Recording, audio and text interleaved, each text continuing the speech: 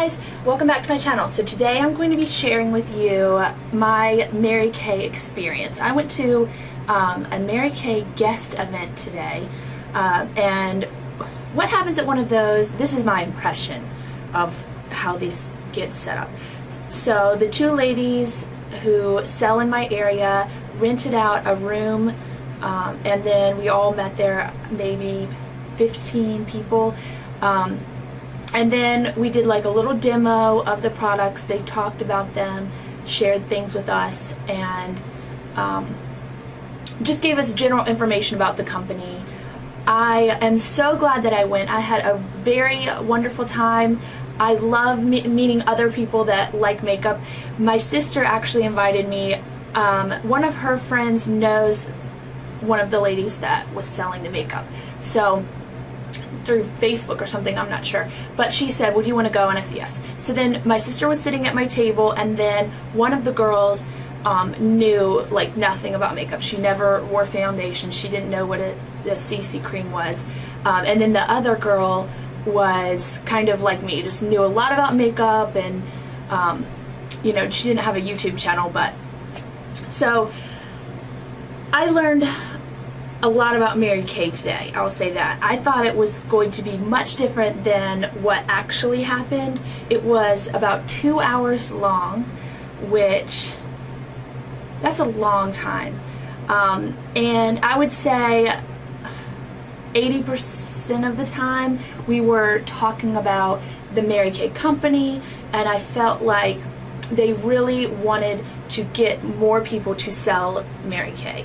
A lot of the focus was on skincare, which I guess you make a lot more money off the skincare because that's much more expensive, the sets and things, but I just wish there was more makeup.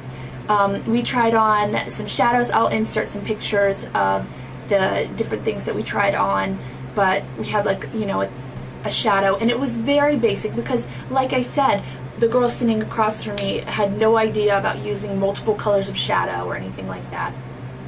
So in that way, you know, it was a very, you know, dumbed down makeup application. And we got to try the new CC cream. And so I'll insert a picture of the tray that we used, and we kind of just went through each of the steps with the skincare. And it was very weird to me to put a cleanser on my face, and then instead of washing it off with water, you take a rag that's wet and then wash it off with that. We did that, and then we did a microdermabrasion, which was very, very harsh. My skin was burning, I mean, until maybe an hour ago, and we did this morning. And it kind of, we tried so many things that was kind of hard to say which thing we really liked and which thing we didn't. Well, we didn't like the microdermabrasion, I'll tell you that. It made my face so red, and my sister's so red that it was hard to see any makeup on. Like the CC cream wasn't there because there was so much redness from the microdermabrasion. But you know, at home you would do that at night. But it was just too harsh for me. My skin felt great though. I'll say that. But it uses the same crystals that are FDA recommended that they would use in a dermatologist's office, the very expensive kind. So I mean, there's only one FDA approved crystal for that. So, and then we tried a night solution, and because it was daytime, we just used it on our elbows, and I mean, it was very soft. They had a separate sunscreen and a separate moisturizer, which usually I look for a moisturizer with the sunscreen just to make, you know, one step. And then they gave us all the, you know, 83% saw less wrinkles with this, and all of the, you know, information, which I love to hear because, you know, I don't know, I buy into that stuff. And they said the Good Housekeeping magazine had done that survey, or that study, and they would reimburse you if you did not like the kit that they were talking about. What I really loved was the silicone-based primer, and it was a little bit like the Smashbox, except it was more creamy. Like if you looked at it, it was a cloudier, it wasn't like just a straight up silicone primer, and I just loved the way that felt on my skin, and I did buy that. And my sister bought it as well, but she did have some reservations about it because you want to see how the primer lasts throughout the day, and we had just seen one small sample of it. So she couldn't really test it out before buying it. They picked my shadow colors based on my eye color, but we used no primer on my lids or anyone's lids. And I just have, my eyelids are very purple with veins and stuff, so it was really distracting when I was trying on those shadows. But they did seem very pigmented. I looked at a much larger palette of all the shadows. They had very few matte shadows, mostly shimmery shadows. They had a unique lipstick applicator that you actually would fold in half and then just bite down on, and the lip color would transfer, and I really did love that lip color. But like I said, they weren't really pushing the makeup products at all. You know, their makeup products are relatively inexpensive. Then they had a cheek brush that we used, but it wasn't very nice. I don't know if it was just because it'd been used a lot, but I want something that's going to last a long time. Even if it's been used through multiple demonstrations, I want it to be soft on the skin. Oh, well, my sister just showed up. I wonder if she has anything else to add. Okay, so what did you think?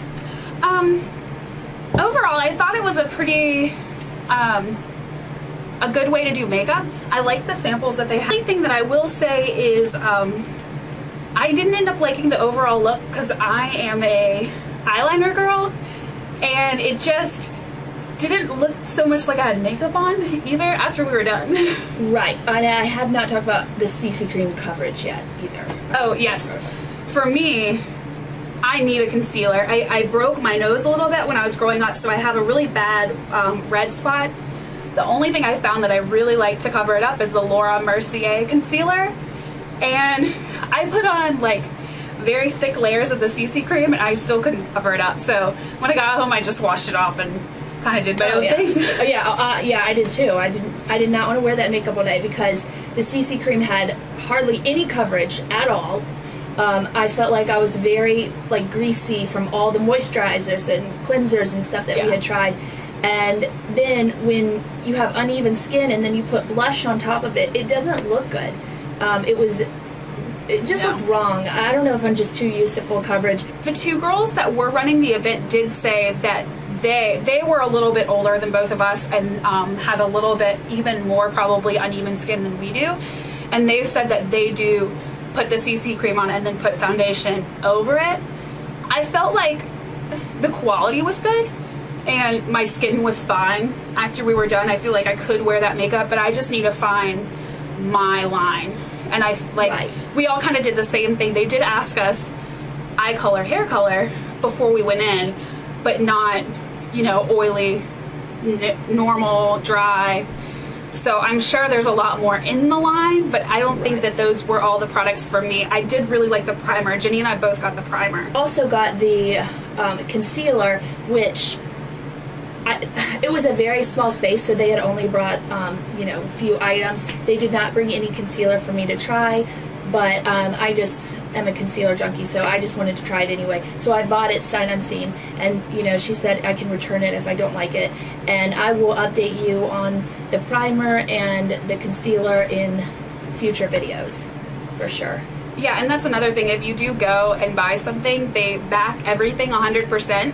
So they said you can return anything. Overall, I was very glad that I went. I learned a lot about Mary Kay as a company. I learned a lot about the girls that were there. I did not feel pressure to buy anything. I could have walked away without buying anything, and yeah, no one would have batted an eye. And so I'm very glad I went. If you have an experience with Mary Kay that you'd like to share, please put it in the comments below. And I guess we'll see you guys next time. Bye.